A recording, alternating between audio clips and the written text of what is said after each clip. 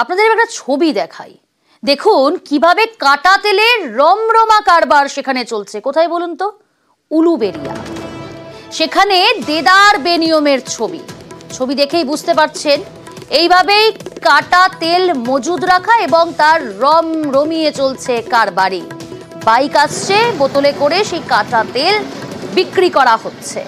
এই হচ্ছে বেনিয়মের ছবি। আর সেই ছবিটা একেবারেই স্পষ্ট যে সেখানে কিভাবে রমরমিয়ে চলছে এই কাটা তেলের কারবার। উলুবেড়িয়ার এই ছবি আপনারা দেখতে পাচ্ছেন।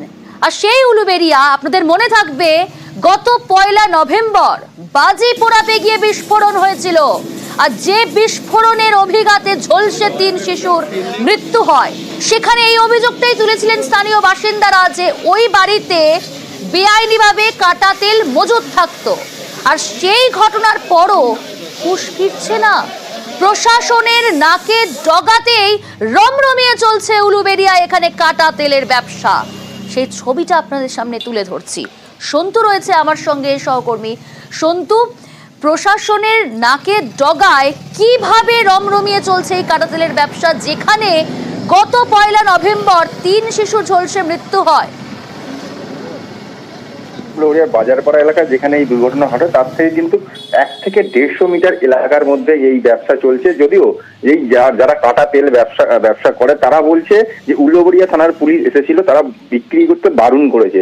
কিন্তু পুলিশের চোখ এড়িয়ে কিভাবে এই কাটা তেলের ব্যবসা চলছে সেটা তা নিয়ে কিন্তু স্থানীয়রাই প্রশ্ন তুলছে। যেটা ঘটনা 1 নভেম্বর সেখানে অগ্নিদগ্ধ হয়ে 3 শিশুর মৃত্যু হয়। অভিযোগ ওঠে, স্থানীয়দের একাংশ অভিযোগ তোলে যে অবৈধভাবে কাটা তেল বিক্রি হতো ওই দোকানে এবং সেই তেল কিন্তু বাড়িতেই মজুত করা ছিল বলে একটা ভয়াবহ দুর্ঘটনা ঘটে। তারপরেও কিন্তু হুঁশ ফেরেনি। যেটা দেখা যাচ্ছে ওই এলাকা সহ আশপাশের এলাকায় কিন্তু রমরমিয়ে চলছে কাটা তেলের ব্যবসা। সেটা পুলিশের নজর এড়িয়ে কিভাবে কাটা তেলের ব্যবসা চলছে তা নিয়ে কিন্তু স্থানীয়রা প্রশ্ন তুলছে। যদিও পুলিশ হাওড়া গ্রামীণ জেলার পুলিশ সুপারকে এই নিয়ে ফোন করা হলে তিনি কিন্তু ফোন ধরেননি। তিনি যখন অফিসে আমরা যখন গিয়েছিলাম তিনি কিন্তু অফিসে ছিলেন না। যদিও হাওড়া গ্রামীণ জেলার পুলিশের এক আধিকারিক জানাচ্ছেন তিনি পুরো এই যারা কাটা তেল ব্যবসা করছে তাদের বিরুদ্ধে অবিলম্বে ব্যবস্থা নেওয়া হবে। বিক্রি করতে বারণ করা হয়েছে, কিন্তু বাজেয়াপ্ত করা হলো না এই কাটা তেলগুলোকে। সেটা নিয়ে স্থানীয়রা প্রশ্ন তুলছে যে এত বড় একটা ঘটনা ঘটে গেল, প্রায় 12 থেকে 14 দিন হয়ে গেল, তার পরেও কিভাবে প্রকাশ্যে 1 থেকে 150 মিটারের মধ্যেই কিভাবে এই কাটা তেল ব্যবসা চলছে সেটা নিয়েই কিন্তু প্রশ্ন এবং পুলিশের নজরদারিও নিয়ে একটা প্রশ্ন উঠছে। বেশ।